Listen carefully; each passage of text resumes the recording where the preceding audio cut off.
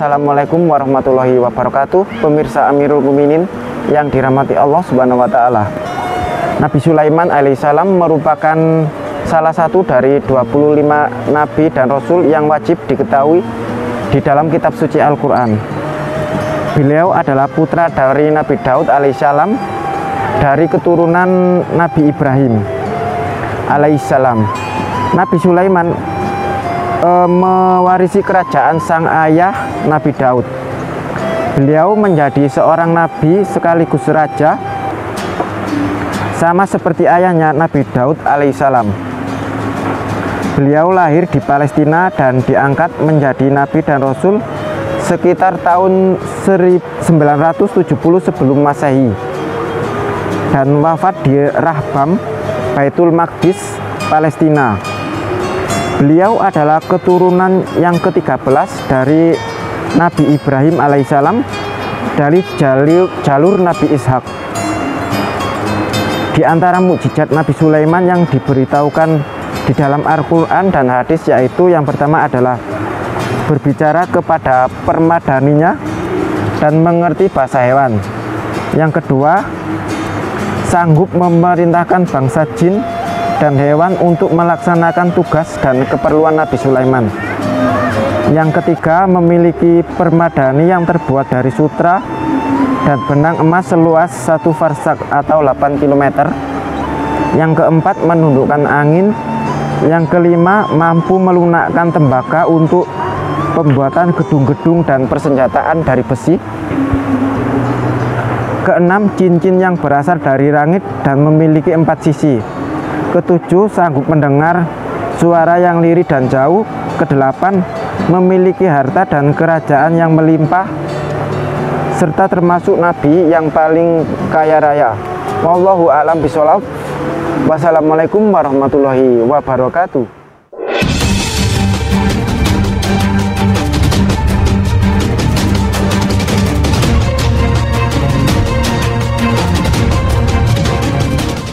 Assalamualaikum warahmatullahi wabarakatuh.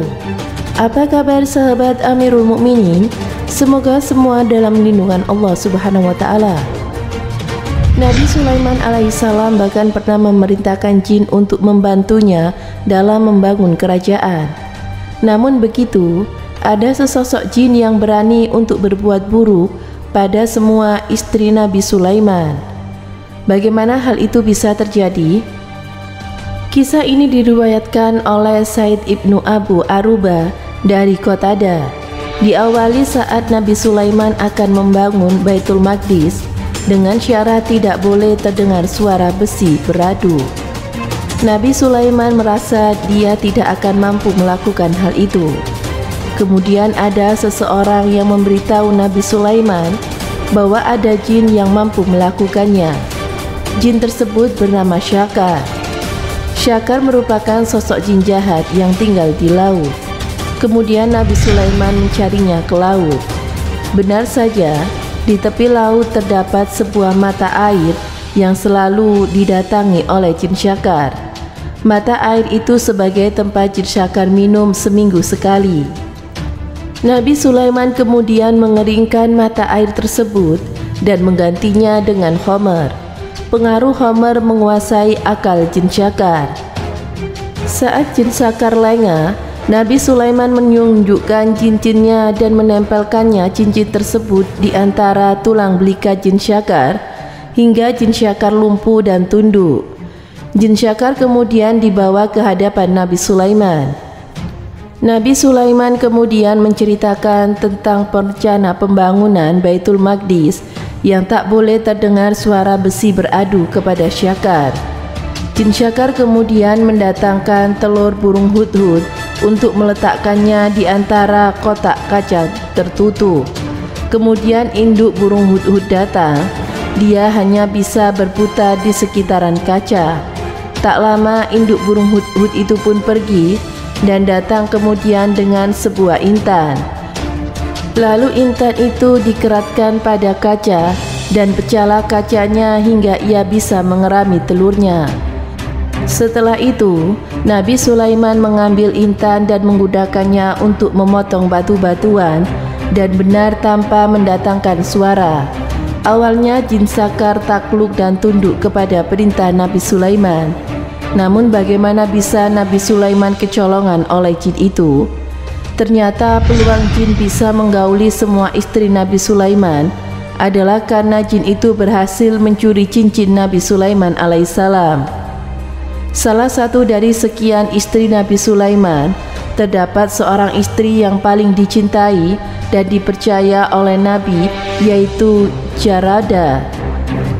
Apabila Nabi Sulaiman hendak melakukan sesuatu seperti berjinabat ataupun membuang hajat, Nabi Sulaiman melepas cincinnya dan menitipkannya pada Jarada. Suatu ketika saat Nabi Sulaiman hendak membuang air, beliau menitipkan cincinnya pada Jarada. Tak lama kemudian datanglah jin yang menyerupai Nabi Sulaiman, kemudian mengambil cincin yang ada pada Jarada. Sejak saat itu, Nabi Sulaiman pergi seperti layang-layang tanpa tujuan. Kesaktian yang dimilikinya pun ikut hilang. Jin syakar yang menyerupai Nabi Sulaiman pun datang ke istana dan duduk di singgasananya. Ujian yang dialami oleh Nabi Sulaiman alaihissalam dijelaskan di dalam Al-Quran sesuai firman Allah Subhanahu wa Ta'ala. Sesungguhnya kami telah menguji Sulaiman dan kami letakkan sebuah jasad di atas singgasananya. Kemudian dia bertaubat. Al-Quran Surat Shad ayat 34. Jin syakar yang merampas dan menguasai seluruh kerajaan milik Nabi Sulaiman bakal menggauli semua istri Nabi selama 40 hari. Ternyata bukan hanya menggauli semua istri Nabi Sulaiman, jin syakar juga menguasai roda pemerintahan dan memutuskan roda peradilan di antara mereka. Tetapi rakyat menolak dan protes semua putusan yang diberikan oleh Nabi Sulaiman palsu. Namun kekuasaan jin syakar tidak berlangsung lama. Ada rakyat Sulaiman yang memiliki kekuatan layaknya Umar bin Khattab. Kemudian orang tersebut bertanya kepada Nabi Sulaiman palsu, "Hai Nabi Allah, bagaimana jika salah satu seorang dari kami mengalami jinabat dan suatu malam yang dingin?" Ucap orang itu. Kemudian dia meninggalkan mandi jinabatnya dengan sengaja hingga matahari terbit. "Apakah menurut pendapatmu dia berdosa?" Sambung orang tersebut. Nabi Sulaiman palsu pun menjawab, "Tidak, hal itu menambahkan kecurigaan dia." Ketika jin syakar menguasai kerajaan selama 40 hari, Nabi Sulaiman secara tidak sengaja menemukan cincinnya di dalam perut seekor ikan. Lalu Nabi Sulaiman datang, semua jin dan burung yang bersujud kepadanya hingga sampailah Nabi Sulaiman ke kerajaannya. Nabi Sulaiman memerintahkan agar jin syakar ditangkap. Nabi Sulaiman memasukkan jin syakar ke dalam peti besi dan menguncinya rapat-rapat dengan cap dari cincinnya. Nabi Sulaiman alaihissalam memerintahkan agar peti itu dilemparkan ke dalam laut.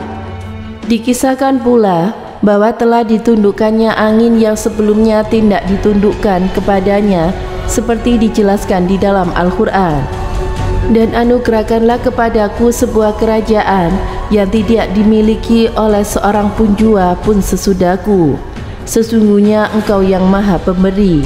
Al-Quran Surat Shad ayat 35. Nabi Sulaiman alaihissalam yang dikenal bisa menundukkan jin, ternyata tidak lepas dari cobaan yang datang dari jin pula. Sesungguhnya tidak ada yang bisa lepas dari ujian Allah Subhanahu wa Ta'ala.